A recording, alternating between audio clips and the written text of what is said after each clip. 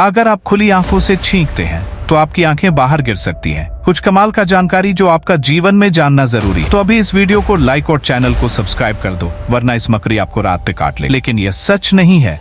छींकने से आपके फेफड़ों से नाक और मुंह की ओर हवा निकलती, जो 100 मील प्रति घंटे की रफ्तार से चलती। और अगर आप अपनी आंखें खुली रखें तो दबाव से ऐसा महसूस हो सकता है जैसे वे बाहर निकलने वाली हैं, लेकिन यह असंभव है।